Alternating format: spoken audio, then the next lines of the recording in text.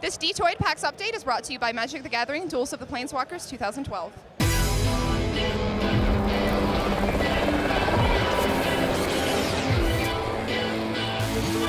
Hey guys, Max here. I'm at PAX right now. Now I know. I talked about the Old Republic in the last video, and I said it took place in the Clone Wars. That was a mistake.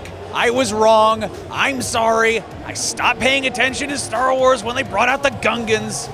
Except not really. I just talked to the guys who are making the Old Republic. Let's check out what they had to say about it. This is James and Gabe, and these guys worked on the Old Republic.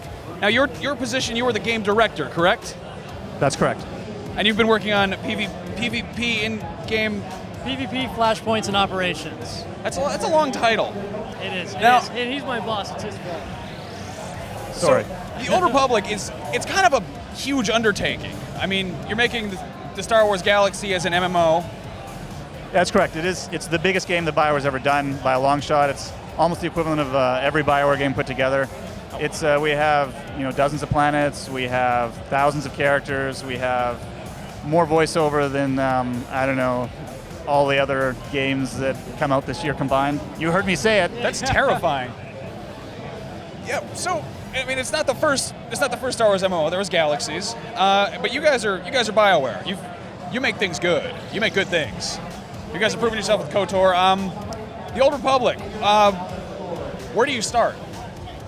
Well, Star Wars: The Old Republic, we feel it is going to be revolutionary for the MMO space because we're introducing story to a gaming area that really hasn't had it before. Now, we still are a massively multiplayer online role-playing game, so we haven't gone away from the genre itself. We just wanted to add BioWare storytelling to the genre, and we've done that by adding the cinematic voiceover storytelling you've seen in Dragon Age and Mass Effect, by giving players the ability to make choices, light side and dark side, and actually impact their story, to give them that, if you're a fan of role-playing games, to give them that endless role-playing game. It's a chance to basically play a BioWare game, except forever, because there's just this endless galaxy where you can visit so many different planets. And it's really, the scope of it is huge. It's really hard to understand the scope of it until you start playing it. And you realize how many different systems there are, how many different activities you can do, how long the game goes on for. How many different systems and planets are there? Are you able to say that yet, or? Well, in terms of game systems, the one thing about role-playing games and massively multiplayer games is even more so, is that they're really the sum of their parts. When you think of a first-person shooter or a real-time strategy game, it's really about one thing. You have like one activity. But when you're in a role-playing game or an MMO, you have dozens of activities. You have your combat, you have your adventuring, you have your exploration. In Star Wars: The Old Republic, you have space combat, you have PvP arenas, you have crafting, you have the story elements, you have so much. You have Hutball. And we have a Hutball, yes. Now, what is Hutball for people watching this at home? Hutball is a intergalactic sport run by the Hutts that both the Empire and the Republic can participate in against each other or against their own faction. It's a war zone. It's an instance 8v8 player versus player match. And you can throw the ball's in the middle, anything goes. Sort of like football with no rules, or less rules, as it were. Okay. And lightsabers. Now, you guys mentioned space travel. There is space travel in this game, right? Yes. How much of this, is there space battles? Can you fight in space? There are space battles. Yes, there's several hotspots. You want to take this, Jay? Sure, I'll just go for it. So the game is, we wanted to basically fulfill that dream of owning your own Millennium Falcon. So for us, the biggest thing we had to do is give a player his own starship, that he could go on the starship, he could go to the cockpit, he could go to the engine room, he could go to the storage containers, he could go to his own cabin. All that stuff is in there. You have your own personal starship, and you can bring all your companion characters on there. It's just such an awesome experience to have your own starship. Now we also have, you can get involved in space battles. Right now for ship, it's going to be more of a limited space combat where you choose to go into what essentially is more of a single-player minigame type space combat, but it is something that we're continuing to expand upon post-ship. We know that space obviously is a big part of Star Wars, but we have, for the initial release, we really wanted to focus on that, what I call the Millennium Falcon experience. Now, what about other vehicles? I saw some speeder bikes, some swoops lying around. Is this like the equivalent of a mount in Warcraft, or is it limited to spaceships? Can you have like ground vehicles? Oh yeah, vehicles is a huge part of Star Wars. So we have lots of different vehicles that are available to you. Some are more like taxis, but others you actually get to control and you can basically pilot.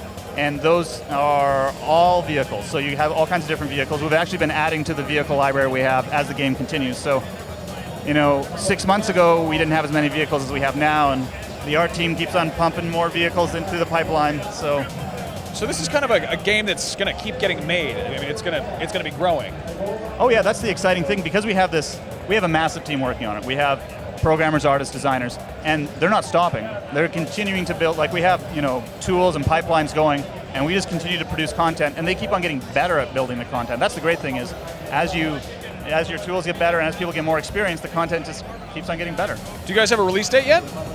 Right now, we're talking about holiday 2011, but we're not talking about a specific release date. Okay. The main reason we're kind of nebulous. Yeah. And there's the staggered release that you're doing. You're going to have sort of a gradual, kind of limited enrollment, sort of. That's correct.